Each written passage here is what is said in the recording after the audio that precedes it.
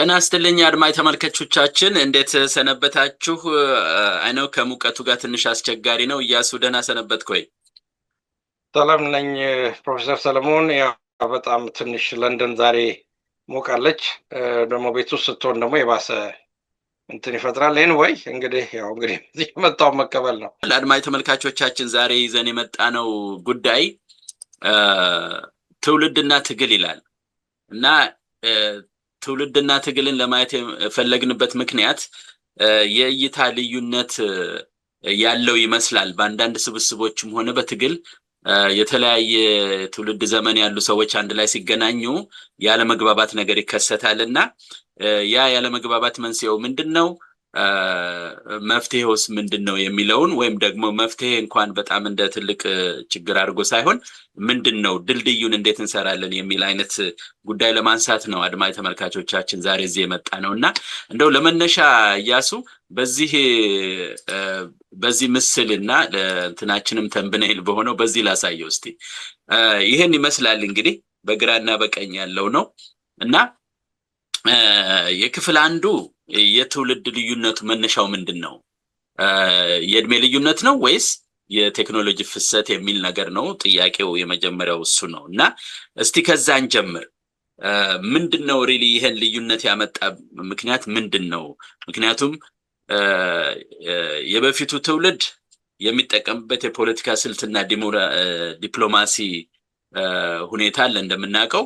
አሁን ያለው ትውልድ ደግሞ በዲጂታል ዘመን የሚጠቀምበት ፈጣን የሆነ ግንኙነት መስመር አለውና በዛ መካከል አለመግባባት ይፈጠራል እና ይሄ የመነጨው በእርግጥ ከእድሜ ነው ወይስ ከቴክኖሎጂ ፍሰት የሚለውን እስኪ አንዳንድ ትንሽ ሐሳብ እንስጥበትና ከዚህ እንጀምር እያሱ።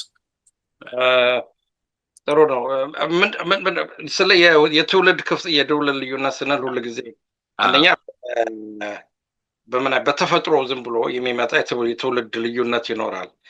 አባትና ልጅ፣ አያትና ደግሞ ምንድነው የልጅ ልጅ አይነት ነገር ልዩነቶች ይኖራሉ። ነገር ግን ለብዙ ዘመን ለምሳሌ እንደ ኢትዮጵያ ያሉ ሀገሮች ከአውሮፓውያኖች መስፋፋትና ወረራ በፊት በልጅ በአባት በልጅ ልጅ ወይንም ደግሞ በትውልዱ መካከል የሚኖረው ልዩነት በጣም የጠበበ ነበረ፣ ውስን ነበረ ልዩነቱ። አንድ አይነት አስተሳሰብ፣ አንድ አይነት የሽግግር ሂደት ይኖራቸው ነበር። ምክንያቱም ለምሳሌ አንድ ሰው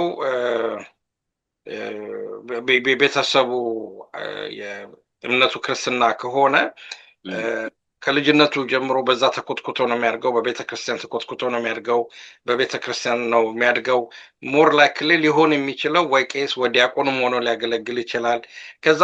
ከዛ ሰርክል ውስጥ አይወጣም እና የትውልድ ሽግግሩ ብዙም ሳይወላዳ ስሙዝ ወይንም ደግሞ የተረጋጋ ነበረ ለትውልድ ሽግግሩ ማለት ነው። እና ምንም እንኳን በትውልድ አሁን አንዳንድ ጊዜ ባዮሎጂካል ነው ብቻ ብለን እንዳንደመድም የነበረው የሚያደርገን ምንድነው? ከዚህ ቀደም የነበሩት ለምሳሌ አሁን ትዝ ይለኛል አንድ ልጅ ነበር በጣሊያን ዘመን ጠመንጃ ይዞ ኢትዮጵያ ተወራለች ማለት ነው። ትንሽ ልጅ ነው እንግዲህ በዛ ዘመን ሲል የነበረው ምንድነው ስልህ ኦልሞስት ከአባቶቹ የወረሰው የስነ ልቦና ጥንካሬ፣ የእምነት ጥንካሬ፣ የዓላማ ጥንካሬ ያ ሁሉ በቅርብ የተወራረሰ ነው። የራቀ አይደለም እና ምንም እንኳን በእድሜ ባይገናኙም በስነ ልቦና የተገናኙ ናቸው። ምክንያቱም ልጆች በቤተሰቦቻቸው፣ በአባቶቻቸው፣ በጎረቤቶቻቸው በአንድ አይነት ካልቸር ውስጥ ነው የሚያድጉትና የትንትን ያለ ነበር። ነገር ግን ያው ቴክኖሎጂው ድንበር ጣሽ ስለሆነ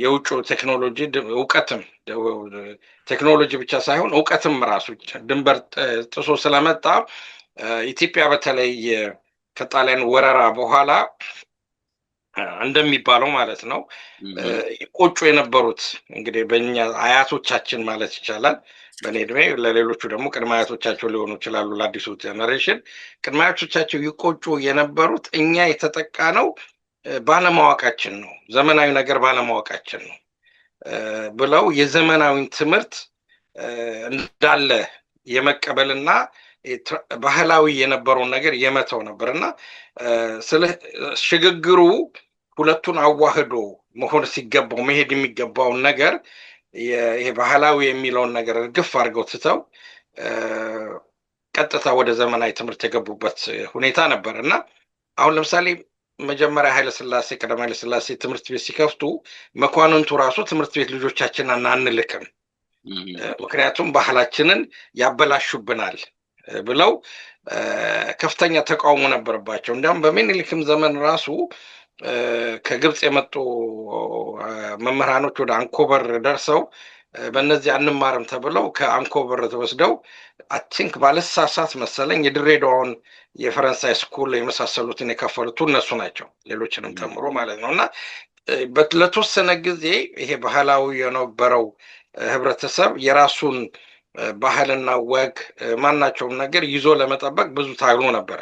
ግን የጣሊያን ወረራ ይህን ሁሉ ነገር እንደገና እንዲቀለበስ አደረገው። ስለዚህ ከዛ ጊዜ ጀምሮ እንግዲህ ቀዳማዊ ኃይለሥላሴ የዘመናዊ ትምህርት ለ27 ዓመታት የትምህርት ሚኒስትር ሆነው ሲያገለግሉ የዘመናዊ ትምህርት መስፋፋት ሲመጣ ቴክኖሎጂው ብቻ አይደለም እየመጣ ያለው የምንማርባቸው አያቶቻችን ወይም ደግሞ ከዛም በፊት የነበሩት የተማሩባቸው ትምህርቶች አብዛኞቹ ከዩሮፒያን ፊሎሶፊ ጋር የተቀዱ የመሳሰሉት ናቸው። ከዛ በኋላ ጭራሽ ይባስ ብሎ ደግሞ እንደምታውቀው ብዙዎቹ ደግሞ እዚህ ላይ አቆማለሁ፣ አንተ ትጨምርበታል። ብዙዎቹ ደግሞ ወደ አውሮፓ ተልከው የአውሮፓን ትምህርት የቀሰሙበትና ከዛም አሮ ደግሞ ብዙ ኤክስፖዠር የሀሳብ ኤክስፖዠር የተፈጠረበት ሁኔታ ነው እና ያ እንግዲህ በ50ዎቹ በ60ዎቹ ውስጥ በፊት በነበረው ትውልድና አዲስ የተፈጠረ ትውልድ የምንለው እኛ በተለምዶ 66 ትውልድ ብለን የምንጠራውን የፖለቲካና የኑሮ ዘይቤ አጠቃላይ ስልቶችን የቀየረበት ሁኔታ ነው እና አሁን ከዛ በኋላ ወደ ካንተ ከሰጠ በኋላ ወደሚቀጥለው ደግሞ እንመጣለን። ትክክል ነው። እንግዲህ በትክክል እኔም ያው አንተ ካልከው ጋር ለማያያዝ አሁን በተለይ መጨረሻ ላይ የውጩን ለመልመድ ካለው አንጻር ሲታይ እንግዲህ በመካከል ያው እሱን ወደ ሁለተኛው ክፍል እንመጣበታለን እና ድልድይ መስራት አልተቻለም በፊት። በዛ ምክንያት አንዳንድ የተሳሳቱ ነገሮች ተከስተዋል።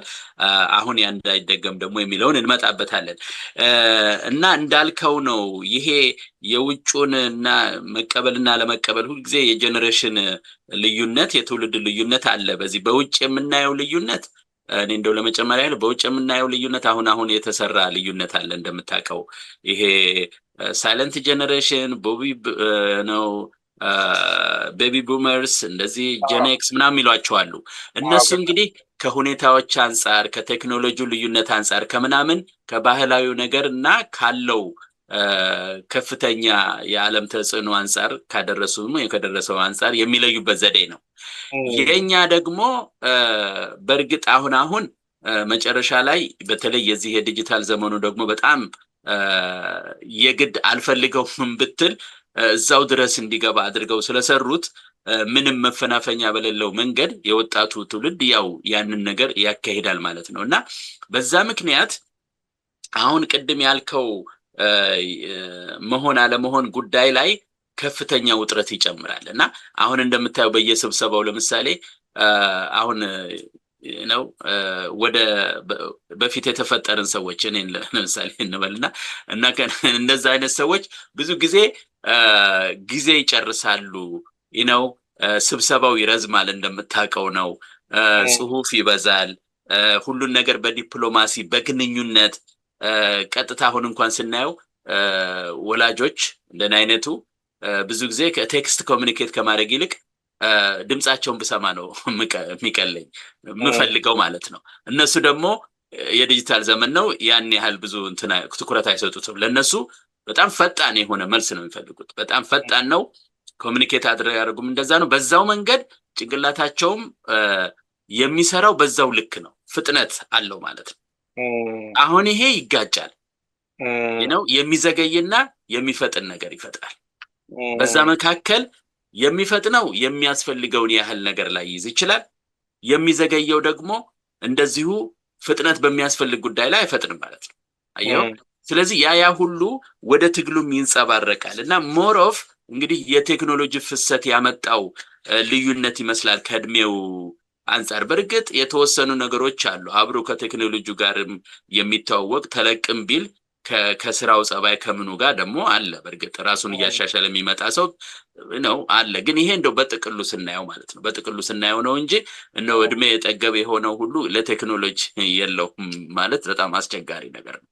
ግን ያው እሱን ለመጨመር ነው እኔ እና ዋናው እንግዲህ የቴክኖሎጂ ጉዳይ ነው ልዩነቱን ያመጣው የቴክኖሎጂ ፍሰት ነው ወደሚለው ነው እኔም የማደላውና ከዛ ጋር የተገናኘ ነገር ነው።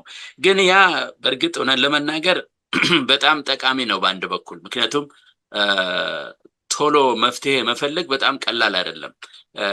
በርግጥ ምንድነው ይሄ ፍጥነቱ ትንሽ የተሰባሰበ አይሆንም አይደለም የሚመራው አካል ምናምን ልክ እንደ ድሮ የተቀናጀ ነገር ሊያጣ ይችላል። ለምሳሌ ግብጽም ላይ የትም ላይ አይተነዋል አይደለም ሲነሱ በጣም በዚህ በሶሻል ሚዲያው ከተነሱ በኋላ ያንን የሚመራው ክፍል ሌላው አካል ሊወስድብህ ይችላል ነው እሱ አይነት አደጋ አለው። ከዛ በተረፈ ግን ለፍጥነት በጣም ጥሩ ነው። ሰውን ቀስቅሶ ቶሎ ለማስነሳት ጥሩ ነው። አሁን የኛዎቹ እሱን ቢጠቀሙ ተገቢ ነው እላለሁ እኔ በበኩሌ። ምክንያቱም ያንን ሶሻል ሚዲያ ያለውን ነገር ለዚህ ቢጠቀሙበት ለትግሉ ቢጠቀሙበት ዝም ብሎ አንዳንድ መልእክት ብቻ ማስተላለፍ ሳይሆን ኦርጋናይዝድ በሆነ መንገድ በርግጥ ያ ማለት ግን ከመሬቱ ጋር ካልተቀናጀ አሁንም አደጋ አለው።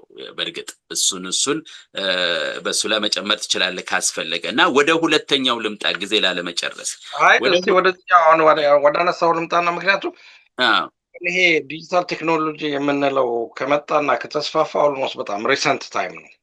በጣም እንትን ነው ፕላስ ስለ አሁንም እጅግ ከዛም በላይ የሚያስፈራ ቴክኖሎጂ አለ። ኤአይ አለ።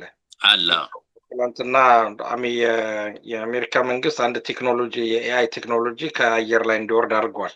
ኦልሞስት በ29 ደቂቃ ውስጥ ወይንም ደግሞ በአንድ ሰዓት ባልሞላ ጊዜ ውስጥ ኢንስትራክሽን ተላልፎ ማለት ነው።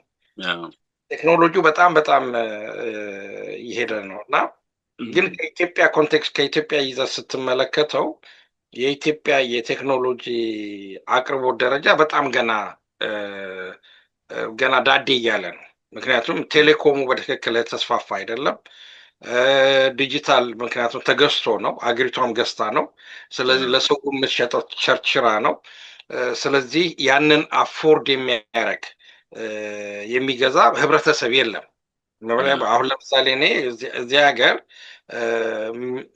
በ10 ፓውንድ ልበል በሀገሪቱ ወደ 50 ከ30 እስከ 50 ጂቢ ዳታ በአየር መግዛት እችላለሁ። ችግር የለብኝ። 10 ፓውንድ ለእኔ በወር ሻይም አይጠጣም ማለት እችላለሁ። ኢትዮጵያ ውስጥ ግን እንዲህ አይነት ፕሪቪሌጆች እንደዚህ አይነት ነገሮች የሉም እና አብዛኛው ክፍል አሁን ለምሳሌ ከህብረተሰቡ አሁን ሪሰንት ያለውን ዳታ አላየሁትም። ከዚህ ቀደም ባደረኳቸው ምልከታዎች ወደ 3-4% ኢቨን አሁን እንኳን አድጎ 20% እንኳን የፔኔትሬሽን አለው ብንል ፔኔትሬሽን ነው ማለት ተደራሽነት አለው ብንል አቬሌብል ቢሆንም ተጠቃሚው ግን ያን ያህል አይደለም። ተጠቃሚው ያን ያህል አይደለም። አብዛኛው ተጠቃሚ የምትለው በከተማ አካባቢ በመስሪያ ቤት በዋይፋይ እየተጠቀመ የሚጠቀመው እና ኦልሞስት በኢትዮጵያ ውስጥ 80% በማለት ይችላለሁ 80% የዲጂታል ቨርጅን ነው ማለት ይችላለሁ። ድንግል ነው። ስለዚህ የዲጂታሉ ጉዳይ ጠቃሚታም ቢሆን ሞር ኢንፈሳይዝ መሰጠት የሚገባቸው ሌሎችም ነገሮች እንዳሉ መረዳት ይኖርበታል የሚል ነገር አለ ከዳታው አንጻር ማለት ነው። እሱን እንግዲህ እንመጣበታለን። ወደ ሁለተኛው ክፍል ላይ ስንመጣ ድልድዩን እንዴት ለኛ የሚጠቅም ምንድነው የሚለው እንናገራለን። ግን ኢምፓክቱ ከፍተኛ ነው። ያ ትንሽም ፔኔትሬሽንም ያለው አካል ወይም ደግሞ ያንን የሚያገኘው ክፍል ከተጠቀመበት ደግሞ አደገኛ ነገር ሊያስከትልም ስለሚችል የመቆጣጠር ምናምን ነገሮች ይመጣሉና ወደሱ እንመጣለን። ስለዚህ እሱን ለማያያዝ እኔ አሁን ሁለተኛው ክፍል ላይ ለማንሳት የፈለኩት ምንድነው እንግዲህ ላለፉት 52 ዓመታት ማለት ይቻላል በአማራው ላይ የተጫነው የፖለቲካ ትርክትና የደህንነት ስጋት አለ ያው ከደርግ ጀምሮ ማለት ነውና በአዲሱ ወጣት ደግሞ ትውልድ ስለንቦና የትግል ስልት የፈጠረው ልዩ ደግሞ ተጽዕኖ አለ። ስለዚህ ምንድነው ሪሊ በአዲሱ ትውልድ አሁን እንግዲህ የድሮውንና የአዲሱን ስናወዳድር ያ ትርክ ተሸክሞት የመጣው ነገር አለ። አሁን ስንደርስ ወጣቱ በእርግጥ ፋኖ ተነስቶ እየተዋጋ ነው የሚገኘው። ግን በአብዛኛው ደግሞ የትርክት ሰለባ መሆንም አለ ወይም ደግሞ ትርክቱን የመቀበል ያለመቀበል እነዚህ አይነት ነገሮች ስላሉ ሪሊ ተጽዕኖ አሳድሯል ነው የምንለው አይደለም በአጠቃላይ። እና ያ ተጽዕኖ ለ52 ዓመት የመጣው የደህንነት ስጋትና የፖለቲካ ትርክቱ ተጽዕኖ በተለይ በአማራ ወጣቱ ላይ ምንድነው የሚለውን በአጭሩ እንግለጽ። ያው ከዚህ በፊትም ስላልነው ማለት ነው። እና ከዛ ተጽዕኖ በመነሳት ስለሆነ አሁን ትግል እያካሄደ ያለው እንግዲህ ትንሽ ትርክቶችን ብናነሳለት ማለት ነው። ምንድነው ያጋጠመው? እንግዲህ አሁን ባለው ጀነሬሽኑ ጋር ነው እንግዲህ የምናላና አሁን ለምሳሌ ከጀነሬሽኑ ጋር እንትን ስንል ከዚህ ቀደም አሁን እዚህ ላይ አንድ የተከሰተ ክስተት አለ። በተለይ ከመንግስቱ ኃይለማርያም ወደ ስልጣን መምጣት ቀጥሎ ተያይዞ የመጣው ነገር አለና እንዲያውም የሱ ይሻላል አለው። በተለይ ከወያኔ ደግሞ የመጣ በምንልበት ሰዓት ይህንን አንዱን ትውልድ ወይንም አንድን ዘር ለሁሉ ችግሮች ሁሉ ምንጭ አድርጎ መውሰድና ስለዚህ እሱን መምታት የነበረው ስለሆነ በዛ ዘመን የነበረውን ጀነሬሽን ማለት ነው። አሁን ለምሳሌ ወያኔ ሲገባ ሌሳይ አንድ ልጅ እስከ 7 ዓመቱ ምናምን የሚባለው ወያኔ ሲገባ 7 ዓመት የነበረው ልጅ አሁን በአሁኑ ሰዓት ወደ 37 ምናምን እድሜ ይኖረዋል። ሌሎቹ በዛ ዘመን የተወለዱ 30ዎች ናቸው። ትንሽ ዘጌት ብሎ የተወለዱት 20 ናቸው ምናምን ማለት እንችላለን። በዚህ እንግዲህ ወጣት የምትለው ካታጎሪ የምትከፍለው በዚህ ህብረተሰብ በዚህ ሰርክል ውስጥ ነው። እስከ 40 ድረስ ይሄዳል። አንዳንድ ጊዜ ወጣትነትም ለጠጥ አድርገውት ማለት ነው። እና ይህ ህብረተሰብ ይሄ ወጣት ክፍል የተማረው ትምህርቱ ራሱ አሁን ቅድም ቴክኖሎጂን ብልብል ስናነሳ ትምህርቱንም ማስተላለምን ትምህርት ቤት ሲማሩ በአዲስ ትርክት ነው የተማሩት። አዲስ ካርታ፣ አዲስ የኢትዮጵያ መዝሙር፣ አዲስ ባንዲራ፣ አዲስ የፖለቲካል አሰላለፍና አስተሳሰብ፣ የብሔሮች እኩልነት እየተባለ ብላይንድሊ ያደገ ህብረተሰብና እየተኮነነ ህብረተሰብ ስለሆነ አጠቃላይ ስለ ኢትዮጵያ ፖለቲካ ያለው ግንዛቤ የተሳሳተ ነው በሙሉ በአብዛኛው ማለት ይችላል። እሱ ብቻ አይደለም። ለምሳሌ አሁን ድሮ የነበረው ለምሳሌ ከደርግም ጊዜም በፊትም ደርግም ጊዜ ጀመረ ማንም ኢትዮጵያዊ የትም ቦታ ሄዶ ሰርቶ መኖር ይችላል። ክልል የምትለው ነገር የለም። አሁን በደርግ ጊዜ ለምሳሌ ያው ክፍለ ሀገሮች ናቸው ያሉት። ስለዚህ አንድ ሰው ይቅርታ ላቡ በቃ አይኔ ውስጥ ችግር የለው ክፍለ ሀገር ነው የሚባለው። አሁን ግን አማራ የሚል ክልል ሰራ፣ ትግራይ የሚል ክልል ሰራ፣ ኦሮሞ የሚል ክልል ሰራ እና በነገራችን ላይ ይሄንን አፌክት ያደረገው አማራውን ብቻ ሳይሆን ሌሎችንም አንድ ቦታ ያሳያለው ይሄ ነገር እንዴት ሊሆን እንደቻለ እና አሁን በዚህ ሂደት ላይ የአማራው አዲሱ ይቅርታ ስልኬን የአማራው እንትን መሆን የነበረበት የፖለቲካ አዲስ የሚንቀሳቀሱ የፖለቲካ እንቅስቃሴ የሚያመጣው ኢንክሉዲንግ ፋኖን ጨምሮ ማለት ነው። ፖለቲካውን ውዝንዳት ከአዲሱ ትርክት ጋር አብሮ የተያያዘ ነው። ከአዲሱ አብሮ ትርክት ጋር የተያያዘ ነው። ያንን ትርክት ጥሶ የሚወጣ የለም። አንዳንድ ቦታ ላይ አይተናል አሉ የሚወጡ ትርክቶች አሉ። ለምሳሌ ስለ አንደኛው መነሻችን አማራ መድረሻችን አማራ ስትል የትርክቱን አነሳስና አጨራረሱን ይነግርሃል።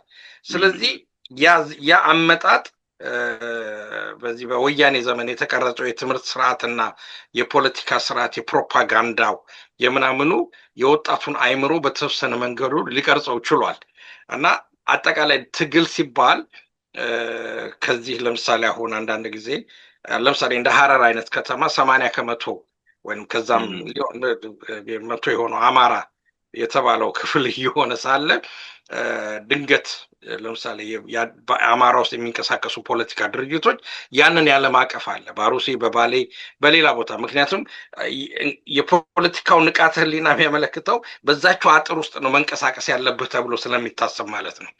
እና እንዲህ አይነት ነገሮች አሉ። ለምሳሌ ወይንም አንዳንዱ ጊዜ ሚክስ የሆነ ማንነት ወይም ድብልቅ ማንነት ካላቸው ያንን ሌብል ቆንጥሮ አውጥቶ ራሱ አንተ ምን አገባህ እዛ የተፈጠረው ካልሆነ ተብሎ እስከ መገለል ድረስ እንትን ማለት ነገር አለና ይሄ የትውልድ ልዩነት የቴክኖሎጂ ብቻ ሳይሆን ስርዓቱም ያመጣው ስርዓት የወለደሽ የአዲስ ትርግዝ የወለደሽ መሆኑ ግንዛቤ ውስጥ መግባት ያስፈልጋል። ስለዚህ የፖለቲካን ትግላችንን ስናካሄድ ይሄ ስርዓት አመጣሽ የሆነው የትውልድ ጋፕ እንዴት ሊጠብ ይችላል ነው። አሁን ለምሳሌ እኛ ወደ እሱ እንመጣለን። አሁን ለምሳሌ አንዳንድ ወንድሞች አሉ ትላልቆች በተለያየ መርሃ ግብር የምናገኛቸው ድርና ማጋቸው አማራ ነው፣ ቲንኪንጋቸው ግን ኢትዮጵያዊ ነው። ይህንን የወያኔን ትርክት አይቀበሉትም። እነሱ ደግሞ ይህንን አጀንዳ ይዘው ወደ አዲሱ ወጣት ትግል ሲገቡ እኛ የምንታገለው ለአማራ ብቻ እንጂ ይሄ የድሮ ኢትዮጵያ አያገባንም ይላሉ። ይሄ ሁለት ስለት ያለው ቢላዋ ነው። አንደኛው የሚመጣው ከጠላትም ነው፣ አንደኛው የሚመጣው ከለማወቅና ከትግሉ ትርክቱ ከወለደው ነው ብዬ ነው የምገምተው። በጣም ጥሩ ነው። አዎ እሱ ላይ አንስተን መጨረሻ ላይ ስንደመድም እንመጣበታለን። አሁን ተጽዕኖ ላይ ለማድረግ ያህል የጠቀስከው እንዳለ ሆነ እዛ ላይ የሚጨምረው ነገር ምንድነው? ልክ ያው ማጠናከር ነው። አክቹአሊ ከህገ መንግስቱ ሲረቀቅ ጀምሮ አማራው በዛ አልተወከለም፣ የታወቀ ነገር ነው። በኮሚሽኖቹ፣ በአርቃቂው፣ በክልል ምደባው በሙሉ በሁሉም ነገር የለበትም። ከዛ በኋላ ደግሞ እንደዚህ የተፈጠሩት ክልሎች በሙሉ እያንዳንዱ ክልል የየራሱ መዝሙር አለው እንደምታውቀው እና መዝሙር አለው። ቤዚካሊ አገር ነው። ስለዚህ በዛ ትርክት ካደክ በዛ ውስጥ ካደክ በቃ ያንተ አይደለም እየተባለ ነው ያደገው አማራው ራሱ። እንደው ከውጭ ስታየው ያንተ አይደለም የኛ ነው፣ እንደውም ከዛ አልፎ ውጣ እንገላለን ምናምን በዚህ ሁሉ ስላደገ አሁን ያ ትርክት መጥቶ ከፖለቲካው መገለል ከማህበሩ ባህሉም ድምሰሳ ራሱንም ማጥፋት ይሄ ሁሉ ይከማችና አሁን እዚህ ደረጃ ላይ ሲደርስ እኔ እንደውም አንዳንድ ጊዜ ሁሉም ገንፍሎ የወጣው የፋኖ ትግል ራሱ ከዚህ ትርክት የተነሳ ነው። ቤዚካሊ ስታየው መውጫ ስታጣ ነው ትወጣለህ። ማን ነው ወደ ራስህን መከላከል ነው የምትመጣው። ስለዚህ ከዛ አንፃር ያመጣው እንትን ነው ያመጣው ተጽዕኖ ነው ያስነሳው ማለትም ትችላለህ። ምክንያቱም መግቢያ ስታጣ ያለህ አማራጭ ራስን ወደ መከላከል ነው የምትመጣው። ከዛ አንፃር እንግዲህ ትግሉን ወደሚፈለገው ደረጃ አስተካክሎ ከሄደ እርግጥ ያው ያ ተጽዕኖ የፈጠረበት ስለሆነ በአንድ በኩል ትግሉን ያነሳሳል፣ ጥሩ ነው። በሌላ በኩል ግን እንዳልከው የኔ የሚል ደግሞ ለብቻ ስለሚያመጣ እሱ ላይ እንግዲህ ማስታረቅ ይፈልጋል። እሱን እንግዲህ መጨረሻ ላይ እንዳልኩ ይመጣል። ስለዚህ ይሄ የስነ ልቦና ተጽዕኖ አሳድሮበታል። እንግዲህ ከዛ አንፃር ደግሞ ይሄን ተጽዕኖ ወደ ምን አምርቷል? ወደ መጥፎም ወደ ጥሩም ያመርጋል። አንዳንዱ የባርነት ሴንቲሜንት እንዲኖረው አድርጎ እንደ ብአዴን ማለት ነው። ለምሳሌ ዝም ብሎ ሲወቅጧቸው ከዚህ በፊት ተናግሬያለሁ ትዝ ይል እንደሆነ በወያኔ ጊዜ በደርግ ጊዜ የምንድነው የውይይት ክበብ የሚባል ነበረ። በዚህ በወያኔ ደግሞ ያው ግምገማ እነሱ ያው ግምገማ ትንሽ እንትን ነው ከውይይት ጋር ባይሄድም ያው ግን ነገሩ ያው ነው። በውይይት ክበብም ያው ራስን ቀጥቅጠው ለማሳመን ነው። ይሄኛውም ተመሳሳይ ነው እና ግምገማው ላይ ያሉ አማሮቹ በቃ መከላከል ሳይችሉ ሲቀሩ መውጫ መንገዳቸው አንድ ነው አሉ። እሱም አይኔ ትምክህተኛ ነኝ፣ ይሄ ትምክህተኛ ሐሳቤ ነው እንዲህ ያደረገኝ ብለው ነው አሉ መጨረሻ ላይ የሚዘጉት። አየህ ይሄ ሁሉ ምንን አሳድሯል? እንትን ጭንቅላት ላይ ሲደበድቡ ነው መከራን ሲያሳዩ ነው ያሳደጉት። ለዚህ ነው አንዳንድ ጊዜ እኔ እንደው በጣም ከንትሮ ከርሱ እንዳልወጣ እንጂ ለዚህ ነው አንዳንድ ጊዜ እንዴት ነው ከፋኖ ከዚህ ከቲፒኤልኤፍ ጋር አንድ ሆነ የምትሰራው ስትል በፍጹም አይመጣልኝም። ምክንያቱም እንደዛ ያደረጉ ሰዎች በሙሉ ጀስት በጣም ከባድ ነው እና ያ ሁሉ ተጽዕኖ ስለሆነ ያ ግን ለምን ዳረገው? ራሱን ለመከላከል ዳረገው እና እንግዲህ ይሄ ሾርት ተርም ሊመስል ይችላል ራስን መከላከል፣ ግን ነገሩን ሰፋ አድርጎ የነበረች አገሩን ደግሞ እንዲረከብ እንዳልከው እንግዲህ ከበፊቶቹ ጋር የመነጋገር ስልት ያስፈልጋል። ስልቱ ምንድነው? እንግዲህ ወደ ሁለተኛው ክፍል እንምጣ። ያው ዛሬ ፈጠን ያለ ነው እያሱ እንትኑን ከጊዜም አንፃር እና ወደ ሁለተኛ ክፍል ስንመጣ እንግዲህ ይሄ ማነቆ አለ፣ ይሄ ልዩነት አለ። ይሄን እንግዲህ ወደ ድል ወይም ደግሞ ወደ ጥሩ ነገር መቀየር ያስፈልጋል። ምክንያቱም የተለያየ ነገር በአማራው ውስጥ እንዲህ አይነት መከፋፈል ካለ በሐሳብ ማለቴ ነው ትግሉን ለማራመድ ጊዜ ይፈጃል የመሳሰለው ነገር። ስለዚህ ያን ማጥበብ ስላለብን ይሄን ወደ መስማሚያ የሆነ ድልድይ ለማምጣት ነው አሁን የምንነጋገረው። እና የመጀመሪያ ጥያቄ በዚህ ላይ ምንድነው ኢያሱ፣ የትውልድ ልዩነት በትግሉ ውስጥ የዕቅድና የተግባር ነው ትንሽ መበታተንን ይፈጥራል ነው ልዩነቱ። ስለዚህ ይሄ ማነቆ ደግሞ መቀጠል የለበት። ስለዚህ በሽማግሌዎች በለውና በሽማግሌዎች ተመክሮና ዲፕሎማሲ በለው እነሱ በዛ ነው ያው ባሳለፉት ጉዳይና በሚስማሙበት ይሄ ዲፕሎማሲውን በጣም አጥብቀው ስለሚይዙ በዛና በዚህ በወጣቱ ደግሞ አትንኩኝ ባይልነት በጉልበት እና ፕላስ ቴክኖሎጂ አላየው እነዚህ ሁለቱ ነገሮች ላይ መካከል ላይ ስልታዊ መተሳሰር መፍጠር አለብን ማለት ነው። እና አሁን ያንን ነው እንግዲህ እንዴት መፍጠር ይቻላል ነው ቤዚካሊ እንዴት ነው መፍጠር አንዳንድ ነገሮች ለመጠቆም ነው። እኛ ዞሮ ሰው እንዲነጋገርበት ነው። ጉልበትና ቴክኖሎጂ እዚህ አለ፣ እዚህ ደግሞ ተመክሮና ዲፕሎማሲ አለ። አየው በዚህ መካከል ምን አይነት ትስስር ነው ፈጥረን የአማራውን ትግል ወደፊት የምናስኬደው የሚለውን ትንሽ የመሰለንን አንዳንድ ነገር እንበል ብያለሁ። ጥሩ። አሁን ብዙ ጊዜ የሚነሳ በተለምዶ የወሰድነው ግን ብዙ ጊዜ ጠለቅ ብለን ያልመረመርነው ነገር አለ። ከዚህ ቀደም አሁን የወጣቶችን ብዙ ጊዜ ብትጠይቃቸው ለዚህ ሁሉ ችግር የዳረገን የ66ቱ ትውልድ ነው የሚል ነገር አለ። እና የ66ቱ ትውልድ ብሎ ሲናገር አባቶቹ ወይንም አያቶቹም ሊሆኑ ይችላሉ፣ ለአንዳንዶቹም ቅድመ አያቶቻቸው ሊሆኑ ይችላሉ። እና ስለዚህ ከነሱ ሀሳብ እና መመሪያ መቀበልን እንደ ወንጀልም የሚቆጥሩ አሉ። እኔ አንድ የፖለቲካ ድርጅት ነኝ ብሎ የወጣ መናገር እፈልጋለሁ ነው ብናገር አንድ አዋና አማራ የሚል አንድ አማራ ነው ምናምን የሚል አንድ ድርጅት አለው ላይ የሚነጋገሩ እና አማራን ያስጨረሰው ከረባት ያደረገው ልሂቅ ነው እስከ ማለት ብሎ የተናገሩበት ሁኔታ አለ። እና ሞሮሌስ ስትመለከተው የአማራን ምሁር ወይንም ደግሞ ልሂቃን የምትለውን ክፍል የማስመታት ማለት ነው። ያ ማለት ምን ማለት ነው ስትል ደግሞ እውቀት ከአንድ ትውልድ ወደ አንድ ትውልድ እንዳይተላለፍ፣ ኃላፊነት ከአንድ ትውልድ ወደ አንድ ትውልድ እንዳይተላለፍ ያችን መስመር መበጠስ ማለት ነው። ያንን ድልድይ መበጠስ ማለት ነው። በዚህ ጉዳይ ላይ ብዙ ስራ ተሰርቷል። ብዙ ወደ ኋላ ብንሄድ በጣሊያን ዘመን አብዛኛው ሲጨፈጨፍ የነበረው የአማራ ምሁር ነው። ከቤተ ክርስቲያን ቀሳውስቶች ጀምሮ ማለት ነው፣ ልሂቃን ጀምሮ ማለት ነው። የውጭ ሰዎች ሲመጡ አብዛኛው በርብረው የወሰዱት የኢትዮጵያን ቀሳውስት መጽሐፍት ነው። እና እነዚህ ነገር ግራኝ መሐመድም ሲመጣ እንደዛው ነው፣ ሳንደርና አስፋው። እና ይሄ ሁሉ ስትመለከት ምንድን ነው አንድ ስርዓት ሌላውን ስርዓት ገሎ ራሱ እንዲነግስ ከፈለገ መጀመሪያ የሚያደርገው ምንድን ነው? በትውልድ መካከል ክፍተት መፍጠር ነው። ይሄ ዋን ኦፍ በጣም ነውን የሆነ የራሽያኖች የስለላም ወይንም ደግሞ በአንድ ሀገር ላይ ተጽዕኖ ለመፍጠር ያደረጉት ከዚህ ቀደም ተነጋግረንበታል። ምንድን ነው የሚሉት? አንድ ትውልድ ነው የሚያስፈልገው ነው የሚሉት። አንድን ትውልድ በሆነ ትርክት ታንጸዋለህ። ስለዚህ የአባቶቹን ታሪክ እንዲጣላና ራሱ እንዲጣላ ታደርገዋል። አሁን የተፈጠረው ችግር እዚህ ላይ ነው። እና አሁን እዚህ ላይ ምን ማወቅ ያለብን ምንድን ነው? ከዚህ ቀደም የተፈጠሩት ክስተቶች እውን የነሱ አባቶች ብቻ የፈጠሩት ነገር ናቸው ወይንስ ሌሎች ዓለም አቀፋዊና አገራዊ የሆኑ ክስተቶችም ነበሩ ብሎ መመርመር ያስፈልጋል። እና ለምሳሌ አብዮት ተብሎ ሲመጣ ብዙ የአማራ ምሁራኖችም የተሳተፉበት ሁኔታ ነበረ። ነገር ግን ትልቁ ተዋናያን እነማን ነበሩ?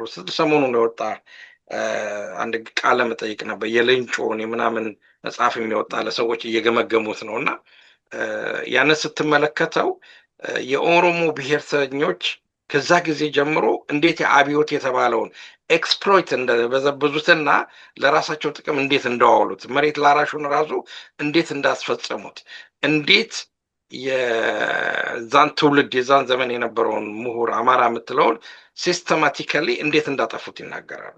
ያለ አፍራት ነው አሁን እየተናገሩ ያሉት። ይሄ ጥሩ መረጃ ነው። ወጣቱ ማሰብና መረዳት ያለበት ይሄንን ነው። በነገራችን ላይ እኔም በሆን በአንድ ወቅት ላይ እንደዛ አይነት ሰለባ ነበርኩኝ። በአጠቃላይ ብላይንድሊ እንዴት ይፈጽማሉ ስትል ነው። አሁን እነዋለልኝን ብትመለከት እነዋለልኝ ዛሬ በእድሜ ቢኖር ኖሮ ቅድመ አያት ይሆን ነው ቅድመ አያት ይሆን ነበር እና እነዋለልኝን ብትመለከት ዋለልኝ በሌሎች ብሔርተኞች ወይም ፕሮባብሊ በኤርትራ ብሔርተኞች አጀንዳ የተጠለፈና ፖን የሆነ ግልጋሎት ላይ የዋለ ሰው ነው። አየህ እና ያው እዚህ ውስጥ እንዲገቡ ተደርጓል። ስለዚህ በኢትዮጵያ ውስጥ ያለውን የፖለቲካ ክስተት ዳይሴክት አድርገን እያንዳንዱን መንጥረድ ማን ምን እንዳረገ ማወቅ አለብን፣ ብሌም ከማድረጋችን በፊት። አንደኛው ይሄን ነው። ሁለተኛ ደግሞ ምሁራኖቹ ይሄን ነገር አደባባይ አውጥቶ መነጋገር መቻል አለብን። አደባባይ ምንድን ነው የተፈጠረው ነገር? አሁን አንዳንድ በአደባባይ እየነገሩ ነው ምን እየተሰራ እንደሆነ፣ ሸሩ ተንኮሉ ምን እንደነበር እየነገሩ ነው። ያንን ወስደን ህብረተሰቡን ማነጽ አለብን። ስለዚህ በወጣቱና ወይንም ደግሞ በአባቶቻቸው መካከል ያለውን ርቀት እያጠበብነው እንመጣለን። በሌላ በኩል ደግሞ መረዳት ያለብን የራሳቸውንም ታሪክ ማወቅ አለባቸው። ይህች ኢትዮጵያ የምትባል ሀገር እንዴት ተመሰረተች? እንዴት ከሌሎች ከኮሎኒስቶች እንዴት ዳነች? እንዴትስ ልትፈርስ እቅድ ወጣላት? በዚህ ውስጥ የነበረ ተዋናያን እነማን ናቸው? ምን አደረጉ?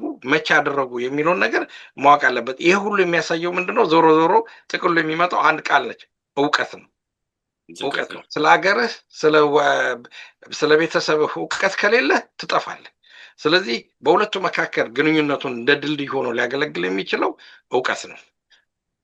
በጣም ተገቢ ነው። ትክክል ነው ያደረከው። እንግዲህ ማነው እንግዲህ ከሱ ጋር ለማያያዝም ነው ያው ተወሰነ ድረስ ለመጨመር ነው የተወሰነ ነገር አብሮ ነው። እንግዲህ ቅድም እንዳልነው ጉልበትና ቴክኖሎጂ እዚህ ያለ፣ እዚህ ደግሞ ተመክሮና ዲፕሎማሲ አለ እና ምንም የፈለገ ጉልበት ቢኖርህ ፈጣንም ብትሆን ነገሮችን የማግኘት ግን አካሄዱን ካላወቅበት አስቸጋሪ ነው የሚሆነው። አቅጣጫ ያስፈልጋል ማለት ነው። ስለዚህ አቅጣጫውን እንግዲህ ከነባሩ ታገኛለህ። እንዳልከው ያንን አቅጣጫ ስትፈልግ የራሱ መንገድ ይኖረዋል፣ ሂደት ይኖረዋል። ማን ነበር ያጠፋው ያላጠፋው፣ ማን ነው የተስተካከለው፣ ለመስተካከል ዝግጁ የሆነው ምናምን የሚለውን ነገሮች እንዲያሰራ ውስጥ ይመጣል። ግን በአጠቃላይ ግን ከነባሩ ግን ተመክሮ ስላለው የዲፕሎማሲውንም ነገር ስለሚያውቀው ከዛ አንፃር ሰው ነው ዞሮ ዞሮ መጨረሻ ላይ ከሰው ጋር ነው ድል የምታደርገው እና የግድ የሰው ግንኙነት አስፈላጊ ነው ምንም ነገር ብትለው። ስለዚህ ወደዛ አቅጣጫውን የሚያሳይ ተመክሮ ያለው ክፍል ስለሆነ ያንን መጥበብ ያስፈልጋል። ስለዚህ ወጣቱም ቢሆን ዝም ብሎ አያስፈልጉኝም ዞር በል፣ እንደውም እኔም ሰምቻለሁኝ እንዳልከው አንዳንድ ስብሰባ ላይ ይሄ የተሸነፈ ትውልድ ነው ዞር በሉ ምናምን የሚለው አሉ ወጣቶቹ ነው። ይሄ በጣም አስቸጋሪ ነው። እንደዚህ አይነት ነገር ብለህ አትጀምርም። ነገሩ ምንም ቆርጠህ ነገሩን ልትጀምር አትችልም እና ተያያዥ ነገር ነው። የትውልድ ቅብብሎሽ ያስፈልጋል። ስለዚህ ቅብብሎሽ የምታደርገው ደግሞ ጥሩ ጥሩ ነገሩን እየወሰድክ ማለት ነው እና ይሄ መቀናጀት አለብን። ስለዚህ ይሄ አቅጣጫና ኃይል ሲቀናጅ ለድል ያበቃል ነው። ከዛ እንግዲህ የተግባር መፍትሄዎች አሉ። በእርግጥ የተግባር መፍትሄዎች የሚሆኑት እንግዲህ ያው በሚቀረጹት ጉዳዮች ነው። ወደፊት ምን አቅጣጫ ይኖረኛል፣ ፍኖተ ካርታው ምንድነው፣ የመሳሰለውን ነገር እንግዲህ እየሰራ መምጣት አለብን። ምክንያቱም አሳልፈህ ምንም ካለምንም ዝግጅት አንድን ነገር ብትገለብጥም መልሶ በሌሎች መጥፎ ሰዎች የመያዝ ቻንሱ ስለሚኖር፣ በተለይ በኢትዮጵያ ሁኔታ እንደምናውቀው ብዙ ጊዜ ተነጋግረናል በዚህ ጉዳይ ላይ። ብዙ ጊዜ እንደተነጋገር ነው አብዛኛው ያለው ጽንፈኛ ነው የምንለው ነው። ያ ጽንፈኛ ደግሞ ኢትዮጵያን የማይፈልግ ተሰብስቦ ኢትዮጵያን ተከፋፍሎ የያዘ ነው። ኦሮሚያ፣ ትግራይ ምናምን እያልክ በሙሉ ሀገሪቷን ብትንትን አድርጎ ብዙ ሀገር ያደረገ ነው። ከዛ ጋር በሙሉ የዚህ የአማራው አንድነቱን የሚፈልገው ትግል እውነተኛው ታጋይ መጥቶ እንኳን ለድል ቢበቃ እነዚህ ሁሉ ዙሪያውን በከበቡት ሰዎች ውስጥ ነውና የሚሆነው። ለዛ በጣም ስልት ያስፈልጋል። አስፈልጌ ምን ማድረግ አለብኝ አስቀድሞ የሚለውን መምከር አለበት። የሚመክረው ደግሞ ከራሱ ወገን ያው ፍሬም ኦፍ ሪፈረንስ ብየዋለሁ ከዚህ በፊት በሌላ ውይይት ላይ ያው ነው ስለተቀየረ የግድ አሁን የምታስበው ከዛ አንፃር ስለሆነ ጊዜያዊ በሆነው ሐሳብ ያው የምታስበው የመጀመሪያ ህልውና ጉዳይ ስለሆነ ከራስ አንፃር ነው የምታየው። ግን የራስ አንፃር ደግሞ ብዙ ጊዜ ተንትነው ነው ጥሩ ነው ቢያንስ ካለው ነገር ነውና የምትመርጠው ቢያንስ በኢትዮጵያ አንድነት ላይ ጥያቄ የሌለው የፋኖ ትግል ነው ብለን ስለምናምን ማለት ነው። ስለዚህ ያን ሁሉን የሚያስቀጥል እንግዲህ አቅጣጫ ያስፈልጋል። የተግባር ነገሮችን ለመግለጽ ሁሉ አስቀድሞ የሚወጡ የመፍትሄ ሐሳቦች ገና ከመጀመሪያው መውጣት አለባቸው ነው። እሱን ለመጨመር ነው። ከዛ ይሄን ካልኩ በኋላ እስቲ ወደ ሰዓት ትንሽ ካለን እንጨምርበታለን። ግን ወደ መጨረሻው ጥያቄ ልምጣ። ወደ መጨረሻው ጥያቄ ስመጣ ከዚህ ከመፍትሄው ሐሳብ ጋር የተያያዘ ነው። አሁንም ቢሆን የመጨረሻው ጥያቄ ምንድነው? ኢያሱ እንግዲህ የአማራው የህልውና ትግል አለ። ይህ አማራ የህልውና ትግል ደግሞ እንግዲህ ከዚህ ከምን ልበለው ከዚህ ከጩኸት ወይም ደግሞ ምን ልበለው ከግርግር ወይም ደግሞ ይሄ አንዳንድ አለ አይደለም ከተበታተነም ብለው ከምንም የጸዳ ሆኖ አቅጣጫው የያዘ አይነት ትግልና ከዛ ደግሞ የጋራ የሆነ ደግሞ መዳረሻ የምንደርስበትን የሚጠቁም ነገር ለመቅረጽ እንግዲህ ሁለቱም ትውልዶች መነጋገር አለባቸው ነው። መጀመሪያ እንግዲህ ቁጭ ብለው መነጋገር ነው። ስለዚህ እነዚህ ትውልዶች አንድ ላይ የሚያስኬዱት የሐሳብ ስምምነት አለ ማለት ነው። እና ያ ስምምነት ሲፈጥሩ ሁለቱም ክፍሎች እንበለው እንግዲህ ከሐሳብ ደረጃ ነው። እኔ ግድ ሰው ለይቶ ምናምን አይደለም። ከሐሳብ ደረጃ ይሄን ሐሳብ ለማጥበብ በመካከል ኮምፕሮማይዝ የሚደረግ ነገር አለ። ከዚህኛውም ክፍል ሊተው የሚገባ ከዛኛውም ክፍል ሊተው የሚገባና በመካከል መጥቶ ትግሉን የሚያሰምር ነገር ላይ መምጣት አለባቸው። ቅድም እንዳልነው እነዛም ዞር በሉልኝ ብሎ መሄድ አስቸጋሪ ነው የሚሆነው። እነዚህም ደግሞ አይ ወጣቶች ናቸው እነዚህ ምንም አያውቁም ብሎ መሄድም አይቻልም።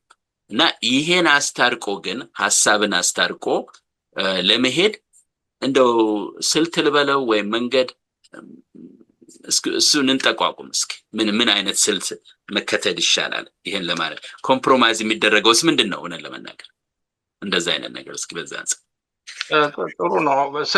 ትንሽ አስቸጋሪ ኤሪያ ነው በእርግጥ እንዲህ ፒን ፖይንት በእያንዳንዱ ነጥብ ላይ ግን ከአስተሳሰብ እንጀምርና እንደው ትንሽ በዚህ ውይይታችን ላይ ብልጭ ያለችብኝ ነገር አለች። ለምሳሌ አሁን በፋኖ ካምፕ በፋኖ ጎራ ውስጥ ለምሳሌ አዲስ ትውልድ አዲስ አስተሳሰብ ተብሎ እንትናለች ምትነገራለች እና ያ ማለት በኮንሴፕት ደረጃ በጽንሰ ሀሳብ ደረጃ ምን ማለት ነው? አዲስ ትውልድ ማለት ምን ማለት ነው? አዲስ ትውልድ ማለት እድሜው ለምሳሌ ልበልና በህጉ ከ18 ዓመት እስከ 30 ዓመት የአንድ ጀነሬሽን ነው እስከ 30 ዓመት ያለውን ትውልድ ማለት ነው ወይንስ ሁለት ትውልድ ማለት ነው ወይንስ ሶስት ትውልድ ማለት ነው? ምን ማለት ነው ብሎ መጠየቅ ያስፈልጋል። አዲስ ትውልድ ማለት አሮጌ ትውልድ አለ ማለት ነው። ስለዚህ አሮጌ አስተሳሰብ አለ ማለት ነው። አዲስ ትውልድ አዲስ አስተሳሰብ ነው የሚለው አሮጌ አስተሳሰብና አሮጌ እንትን አለ ማለት ነው። ስለዚህ አሁን ይሄኛው የፋኖ ትግል በሐሳብ ደረጃ አድርገውታል ማለት አይደለም። በሐሳብ ደረጃ የሚዋጋው የራሱ ትውልድ አለ ማለት ነው። በራሱ ውስጥ ያለ ትውልድ አለ፣ በራሱ ውስጥ ያለ አስተሳሰብ አለ ማለት ነው። ክሪቲካሊ ስታስበው ማለት ነው። በእንደዚህ አይነት ነገር አስበውት ላያውቁት ይችላሉ። አዲስ ትውልድ አዲስ አስተሳሰብ ብለዋል። ስለዚህ አሮጌ አስተሳሰብና አሮጌ ትውልድ ይታገላሉ ማለት ነው። በተጨማሪም ከጠላቶቹ ጋር ጨምሮ ማለት ነው። ላጠናክርልህ እዚህ ጋር ቅድምም ጠቅሰዋል። በፐርሰንት እንጥቀሰው። ለምሳሌ በፐርሰንት እኔ ያው ሁልጊዜ ስለምጠይቀው አንተም እንደምታደርገው እዚህ ጋር አሁን ለምሳሌ ከ0 እስከ 14 ህፃናት ብለው ያው ኤንዌይ 40% ነው ኢትዮጵያ ያለው። 15 እስከ 29 እስከ 30% ይደርሳል ይላል። ከ30 እስከ 64 አሁን ያልከው እዚህ ላይ ነው 25% እዛ አለ። ስለዚህ ቤዚካሊ ስታየው ከ64 በታች ያለው በሙሉ እዛ እየተዋጋ ነው። እኔ ለመናገር ከ14 በላይ ከ64 በታች ብታደርገው ኦሬዲ 55% በውጊያ ላይ ነው ያለው እና የተለያየ አስተሳሰብ ያለው አንድ ላይ ነው ማለት ነው። እሱን እንደው ተናክረለ ነው። አሁን ይሄን ያለ በትክክል ስለነሱ ለመፈክር ብለው ሊያደርጉት ይችላሉ ብዬ ነው። that's fine ግን መነጋገር አለብን። ጥሩ ነው። ግን በአንጻሩ ኦፖዚት ደግሞ ተመልከትና ወደ ትግራይ ሲሄድና ባይቶና የሚባል ደግሞ ድርጅት አለ። ስለ ወደ ፕሪሽት አረግ ሌላ ጉዳይ ነው። ባይቶና ማለት እንደ አባቶቻችን ነው ምናምን እንደማለት ነው ማለት ነው። ባይቶና ማለት እና እንደ አባቶቻችን ነው። ያኛው ትውልድ ምን ይላል? እንደ አባቶቻችን መጀገን አለብን፣ እንደ አባቶቻችን መሄድ አለብን፣ የአባቶቻችን አስተሳሰብ ትክክል ነው፣ ስለዚህ መጓዝ አለብን ይላል። እዚህ ጋር ትመጣና አዲስ ትውልድና አዲስ አስተሳሰብ ትላለህ። ይሲ ሀሳብ ነው፣ ከጽንሰ ሀሳብ ነው የምትጀምረው። ቅድም እንደተናገርኩት አሁንም ደግሞ እንደ ዋና አማራ የመሳሰሉ ድርጅቶች ደግሞ ይሄንን ከረባት ያደረገ ትውልድ ነው አንተን ያስፈትን የሚል ነገር ትርክት አለ እና እነዚህን ነገሮች ማጥራት ያስፈልጋል። በትክክል በነገራችን ላይ እያሱ ከእንትን ጋር አያያዝም ወይ ይሄ ጉዳይ? ለምሳሌ አማራው መሪ የለውም ምናምን የሚባለው ከኔጌቲቭ አንጻር ከውጭ የሰሩብን ነገርም ሊሆን እኮ ይችላል። ይሄ አይደለም እርስ በርስ እያበጣጡ ነው ትከፍለዋለህ። እኛ ጋር ሲመጣ አማራዎች ጋር ሲመጣ ይከፈላል ነገሩ። ሄድ ዘወር በል ሽማግሌ ምናምን ትላለህ። እዛ ላይ ግን ሌላ ነው። ይሄ ነገር ተደጋገመ። ምክንያቱም ወያኔ እንደገባ እኔ እዛው ስለነበርኩ አውቀዋለሁ። የትምህርት እነ ኦሮሞችን በቁቤ ሲልክ ሌላውን ምናምን በዛ ተማር ምናምን እያለ ሲል ትግራይ ግን ሁሉንም እዛ እንትን ይላል። ምንም ይሄ የኔ ፊደል የሚለው ነገር የለም። በአማርኛው በእንግሊዘኛው በምኑ ነው የሚያስተምረው። እና ይሄን አሁንም ይሰሩበታል። አየኸው? እንደው ይሄን አብሮ አይሄድም ወይ? ጥሩ ነው። እንደውም ያስታወስከኝ ነገር በዚህ ላይ ለምሳሌ አሁን ወያኔ 40 ምናምን ዩኒቨርሲቲ መምህራኖች አባረረች። ውስጥ እኮ አማራ የነበሩ እና ምን ማለት ነው? ያ ማለት ነው አሁን ትውልዱ መገንዘብ ያለበት ምንድን ነው? አየህ ያንን ስታባረረው ሊደርሽፕ የማሳጣት ጉዳይ ነው። በህብረተሰብ ውስጥ ሮል ሞዴል የማሳጣት ጉዳይ ነው። እና እንዲህ አይነት የማድቀቆች ጉዳዮች ይካሄዳሉ። ስለዚህ እኛ መገንዘብ ያለብን በጠላትም የሚሰራ አንደኛ ትልቁ ስራ አሁን ቅድም ያልከው ነገር በእነሱ የሚሰሩት ነገር አለ። ሁለተኛ ነገር ደግሞ በራሳችንም ባለማወቅ የምንሰራው ስህተት አለ ማለት ነው። ስለዚህ እዚህ ላይ ቴዱ አዳፍሮ የኋላ ምንድን ነው የኋላ የለም የኋላው ከሌለ የለም የፊቱ የሚለው አባባል አለና ከዛ አንጻር ስትመለከተው በማናቸውም መንገዱ መሰረት አልባ ከሆንክ መሰረት ከሌለ ወደፊት መጓዝ አትችልም። ሩት የለህም። ሩት መጣል አትችልም። አየህ ሩትን ከጣልክ በጣም አስቸጋሪ ነው። ስርህን ከጣልክ በጣም አስቸጋሪ ነው።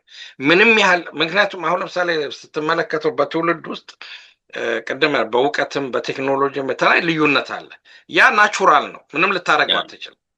በመካከለኛው ዘመን የነበረው አሰራር እና አስተሳሰብ አኗኗር በሃያኛው ክፍለ ዘመን መምጣት ነበረበት ብለህ የምትከራከረው ነገር አይደለም። እንዲያውም በዛ ዘመን የነበራቸውን ስልጣኔ ብልሃትና ጥበብ ዘመኑን ብራኬት አድርገህ ማለት ነው ያንን ዘመን ቆጥረህ አፕሪሼት ታደርጋቸዋለህ እንጂ ኖ እነሱ እኮ አይ ዶንት ኖ ምን አይነት ምሳሌ ልሰጥ እንደምችል አላውቅም። ለምሳሌ በኃይለሥላሴ ጊዜ በአንድ ወቅት ላይ ለምሳሌ የሞት ቅጣት በኢትዮጵያ ውስጥ ኢትኳት ኮመን የሆነ ኤሌመንት ነበረ እና ያው ሰው ስለሚያስቸግር ሰውን የገደለ ሰው አደባባይ እንዲቀጣና መቀጣጫ እንዲሆን ተባለ። ግን ዘመኑ ካለፈበት በኋላ ኢትዮጵያም ከሌሎች አገሮች እኩል መሆን ስለባ የሞት ቅጣትን በብዛት የቀረበት አይነት ሁኔታ ነው በእድሜ ልክ።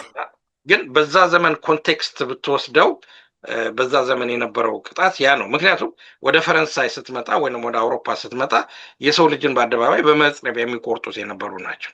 አሁን እንደነሱ ለምን አልቆረጥንም ብዬ ለመከራከር አይደለም። አንጻራዊነት ስትመለከተው ግን የተሻለ ያቀጣት ስልት የነበራቸውና ዘመናዊነት የነበራቸው ናቸው። ከዘመኑ ጋር ነው መሄድ ያለብን። በዛ ዘመን የነበረውን ትውልድ በአሁኑ ዘመን ልትመዝነው አትችልም። የሰብአዊ ጉዳይም ስላለ በጣም እየተማርክ እየተሻሻልክ ስለምትመጣ ኢቨን በውጭ መግደሉም ሳይሆን አሁን ለምሳሌ እዚህ ሀገር እኔ ባለሁበት የሞት ቅጣት አለ። ግን ያገዳደሉ ነገር ላይ በጣም ክርክር ነበር።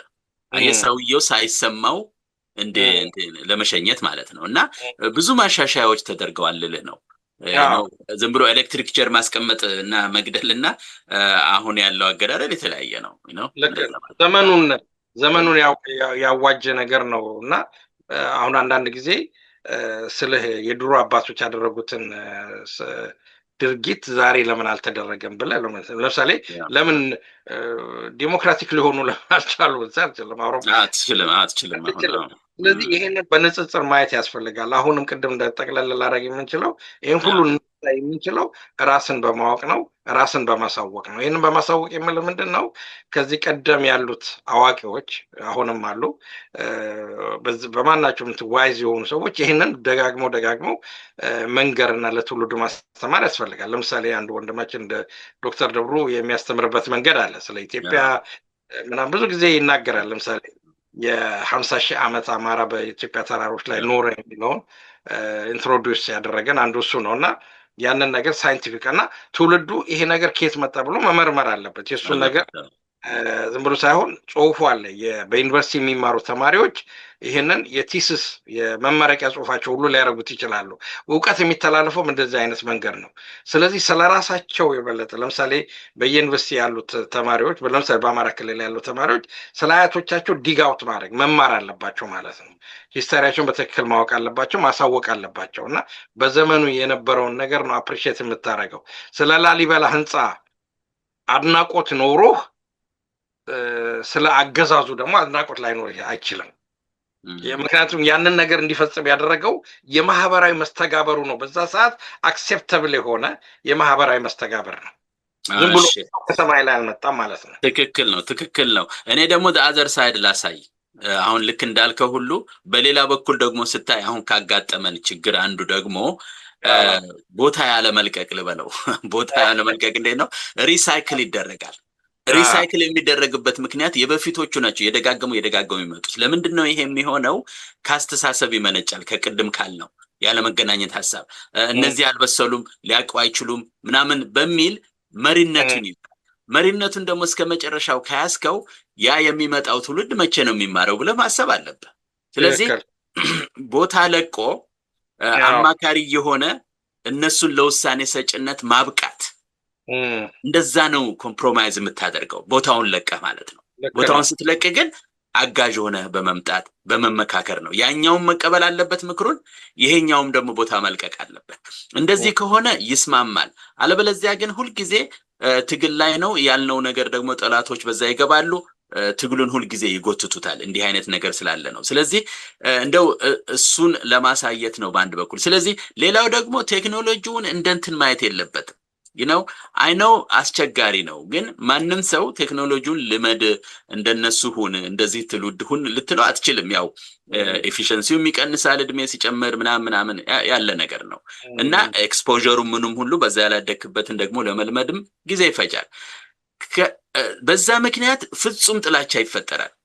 በቃ ገና እኔ ነው የት እንደሆነ አላቅም ብቻ ይሄ ኤአይ ሲመጣ አስቀድሜ ነው የምዘጋው ነው ምናምን የሆነ ነገር ያለኝ ሰው አለ something። አሁን ይሄ it's not the way to እንደዛ አይደለም። ስለዚህ ልጆቹንም ትዘጋለህ በቃ እና አይሆንልህም። ለዚህ ካልክ አስቸጋሪ ነው። እንዴት ይሆናል? ከራሴው ጀነሬሽን በእድሜ ማንራራቅ አንድ ወንድሜ አንድ አርቲክል ስጽፍ ይሄ ኤአይ ነው ምናምን ብሎ ተከራከረኝ። ከዛ በአማርኛ ደግሞ መልሼ ስጽፍ አሁንም የአማርኛው እሱ ኤአይ ነው ፕሩፍ እስከማድረግ ደረሰ። ምንድነው ግን ስለ ቴክኖሎጂው በጣም ሮባስት ነው። እኛ ጫፉንም አልነካ ነው እና አሜሪካኖች ደንግጠው ነው ይሄንን አዲስ ካምፓኒ የዘጉት። ምክንያቱም ባለፈው ሳምንት ነው መሰለኝ የሆነው ይሄ ነገር፣ ማንም ያወቀው ነገር የለም። ይዘጉት ያ ኤአይ ቴክኖሎጂ የአሜሪካንን አርካይቭ ምስጢራዊ የተባሉ አርካይቮችን ሁሉ አክሰስ ማድረግ ጀመረ። አክሰስ ማድረግ እና በጣም የሚገርም የሚያስደነግጥ ነው። እና ወዲያውኑ ነው 29 ደቂቃ ነው ምናምን የተባለ ኮምፕላያንስ ታይሙ ራሱ የተሰጣቸው ዝጉት ተብሎ። ስለዚህ ኤአይ የትም አይሄድም። ከእንግዲህ በኋላ መጥቷል፣ የትም አይሄድም እና አስቸጋሪ ቴክኖሎጂ ነው እና ከዛ ጋር አብሮ መለማመድ መዋሃድም ያስፈልጋል። አንተ እንዳልከው ነገርም እንግዲህ በዚህ ጄኔሬሽን የሚፈጠሩ እንግዲህ በኤአይ ደግሞ አሉ እንግዲህ የሚያድጉ ህፃናት እንደዚህ ጄኔሬሽን አልፋ ይሏቸዋል። እና አሁን ከነሱ ጋር እንዴት ነው የምትግባባ ማለት ነው? በቃ እኮ ቀረ። አየህ እነሱ እንደውም ከነጭራሹ አይፈልጉም። ምክንያቱም ያናግራቸዋል። ያናግራቸዋል by then most of us will go. Don't worry. አዎ ገባኝ። ግን ምልህ ለዚህ ነው እኮ ጀነሬሽን የተባለውን ቅድም በሙሉ ያነሳነው ነገር እየተቀባበልክ የሚያስፈልገውን ነገርም እንደው ሳያገኝ እንዳይሄድም እያረክ ነው። መቼም ያው ጀነሬሽንማ ሁልጊዜ መቼም ስጋት ነው። ሁሉም የኦልድ ጀነሬሽን ሁልጊዜ ያንገር ጀነሬሽኑን እየወቀሰ ነው የሚኖረው የትም ዓለም ሁልጊዜ ይሄው ነው በቃ። ግን አይደለም ወደኋላ መለስ ብሎ ቢያይ ይሄ ደግሞ ወደ ሌላ ያመዘነናል እንጂ ወደዚህ ምንድነው የሚባለው ታይምን ወደኋላ ሄደህ ብታየው እሱም ነገር ይፈጠራል። አሁን በቅርቡ በነገራችን ላይ ስለ ታይምም ጉዳይ ብዙ አለ ብቻ anyway ሳይንሱ የሚያወራው እና ወደዛ ሄደህ ብታየው ራሱ እንደው በምናብህ ብታየው something እንደዛው ነው። እኛም ያለፍንበት ነገር የአባቶቻችን እንዴት እንደሆነ ያው የምናውቀው ነገር ነውና ይሄ ደግሞ ቴክኖሎጂው በፍጥነት ሲያድግ ደግሞ የባሰ ነው የሚሆነውና ስለዚህ ካሁኑ በኢትዮጵያ ደረጃ እንዳልከው አብዛኛው ሰው ምንም የዚህ የቴክኖሎጂ ፔኔትሬሽን በጣም ትንሽ ቢሆንም ችግሩ እኛ ሀገር የሚመጣው ምንድነው የተወሰኑ ሰዎች ግን ያ አክሰሱ ያላቸው ፓወር ከያዙ ህዝቡን ያሰቃዩታል ነው አየህ። ስለዚህ ያ እንዳይሆን አስቀድሞ ተነጋግሮ መፍትሄ ፈልጎ ለአገር አሳቢ የሚሆን መፈጠር አለበት ለማለት ነው። እንግዲህ ይሄ ነው ማጠቃለያ ካለ የሆነ ማጠቃለያ ስጥ። ለዛሬ ግን በዚሁ ብናቆጭ ብዬ ጥሩ ነው። ምንድነው ቅድም ያነሳትን ሐሳብ ማጠናከር ፈልጋለሁ። የትውልድ ሽግግር ላይ ምንድነው በኢትዮጵያ ውስጥ የታወቀው ምንድነው ያው አንድ ከተወሰነ እድሜ በኋላ እንደ ካውንስለር ነው መሆን አለበት። የራስ የአማካሪ ነገር ነው የምትሆነው። ምክንያቱም ፊዚዮሎጂካልም ኢስ ኖት ፖሲብል ከእድሜ ጋር የተያዘም ጉዳይ አለ። ርት የመሆን ጉዳይ ቶሎ ነገሮችን የመፈጸም ጉዳይ ሊያስቸግር ይችላል። ስለዚህ እውነተኛ ለውጥ ለማምጣት ከተፈለገ በኢትዮጵያ ውስጥ ጉዳዩን ለማስቀጠል ከተፈለገ የተወሰኑ የወጣቱን ወደፊት ማምጣትና ኃላፊነት መስጠትም ያስፈልጋል። ምክንያቱም ይዞ ካልተመረ እሱም አይማርም ማለት ነው እና በሮማን ጊዜ መሰለኝ ሮማን ነው ግሪኮች ለምሳሌ ከቲንጌጁ 30 ዓመት ነው። ልክ 30 ዓመት ላይ ስትሆን ኃላፊነት ይሰጣልና ከዛ እድሜያቸው የገፉት ደግሞ በአማካሪነት ይቀመጣሉ ማለት ነው። እና በእንደዚህ አይነት መንገድ ሲስተሙን ይሄንን ፊዚዮሎጂካል የሆነውንም ቴክኖሎጂካል የሆነውንም በማህበራዊ የሆኑትም ግሎባል የሆኑትን ተጽዕኖችን ግምት ውስጥ በማስገባት ይሄ አጠቃላይ አሁን በዚህ በፋኖ ትግል ውስጥም በዛም ዙሪያ በአማራ ህብረተሰብ በኢትዮጵያዊነት የሚታገለው ክፍል ይሄንን ወደ ውስጥ በማስገባት ወደ ተግባር መለወጥ አለበት እና ስልጣን እስከ መቃብር አይነት ነገር ነው። አንዳንድ ኦፖዚሽኖች በጣም ነፍሳቸውን ይማርና እስኪሞቱ ድረስ ኦፖዚሽን የነበሩ ሊቀመንበሮች የአንድ ፓርቲ ሊቀመንበር የነበሩ ሰዎች ኢትዮጵያ ውስጥ አሉ ነበሩ። ሳይተኩ ያልፋሉ። ግን ለምሳሌ እኛ ሰው እድሜያቸው ከተወሰነ ጊዜ በኋላ ቢሆን አዲስ ሪክሩት አድርገው አንድ ወጣት ቢተኩ ኖሮ ለምሳሌ በ30 ዓመቱ አንተ ሊቀመንበር ሆን እኔ አማክርሃለሁ ቢሉ የፓርቲው ጠንካራ ይሆናል እሳቸው ጋር እና የተለየ ቅርጽ ይይዝ ነበር። ያ ደግሞ ያ አይሆንም ሳይሆን ቀርቷል ብዙ ጊዜ እና ያው እንደው ሌላ ነገር አሳሰብከኝ እንጂ አሁን ለምሳሌ ወደ ዝርዝሩ አንገባም እንጂ አሁን አንዱ ኃይለ ሥላሴ ከግርማዊ ቀዳማዊ ኃይለ ሥላሴ የሚወቀሱበት አንዱ ነገር ምንድነው ቢተኩ ኑሮ እንደዚህ የሚባል ነገር አለ እስከ መጨረሻ ሄዶ ያንን ወስደህ ግን በአንድ ፓርቲ ያውም የሀገር መሪ ሳትሆን ደግሞ ከደገምከው ያ በጣም ያሰቅቃል እውነት ለመናገር እና በጣም እና ይሄ መሻሻል አለበት። በጣም ጥሩ ነጥብ ነው። በሌላ በኩልም ደግሞ ልክ ልጆቻቸው እንኳን ባይኖሩ የልጅ ልጆች የሆኑትን 23 የነበሩ ልጆች ነበሩ በዛ ሰዓትና ከነሱ ሁለቱን ስልጣን ቢሰጧቸውና እኔ ደግሞ ያለው ቢሉ ኖሮ በአዲስ ኤነርጂ ተምረዋል፣ አውሮፓን አውቀዋል፣ ዘናን በአዲስ ነገር አገሪቱን ሼፕ ያደርጓት ነበረ እና እንደዚህ አይነት ኪዮስ ውስጥ ላንወድቅ እንችል ነበር። ኮት አንኮት ስለ ታሪክን የት ቦታ እንደምታቆመው አታውቅም፣ ግን ያለው ጉዳይ። ስለዚህ ለዚህ ነው አሁን ደግሞ አንዳለ ሆነ ደግሞ በመጨረሻ በቃ ጨርሰናል። በመጨረሻ ደግሞ በዚህ በወጣቱም በኩል ያለው ይሄ ዲጂታል ዘመኑ ወጣት ደግሞ ዝም ብሎ እንደ አድቬንቸር ነው የሚያየው። ሚስጥሩ ምንድነው? የትኛው መጽሐፍ አለብኝ፣ የትኛው ማውጣት አለብኝ፣ የትኛው ማውጣት የለብኝ፣ የትኛው ነው ትግሉን የሚጎዳ የማይጎዳው የለም። ዝም ብሎ ያወጣዋል። ይሄ ነው አንዱ። እንዲህ ያንን ነገሮችን ማረም ያስፈልጋል። እንደው ዝም ብሎ በላይክ በእይታ በዚህ በሰብስክራይብ ብቻ እኖራለሁ የሚል ሌላ ኢንትረስትም አለው። ብዙ የሚስተካከሉ አሉ። ግን ምንድነው ሁሉም ግን ዞር በል ማለት ሳይሆን ቁጭ ብሎ ተነጋግሮ የሚሆነውን እየተነጋገሩ መሄድ በሚለው እንዘጋዋለን። የዛሬውን ወጣቱን ወደ ስልጣን ማምጣት፣ ሌላው አማካሪ መሆን የሚለውን ይዘናል በደንብ።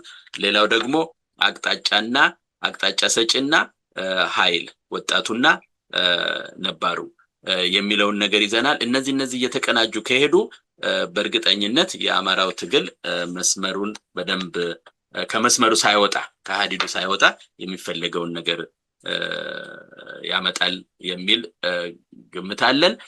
እንግዲህ ይህንኑ ተነጋገሩበት። ይህን ነው የምንለው። እያሱ ሌላው ይነጋገርበት እና በዚህ ጉዳይ ላይ እንደውም ብዙ ውይይት ቢጀመር ጥሩ ነው ባይ ነኝ በእኔ በኩል።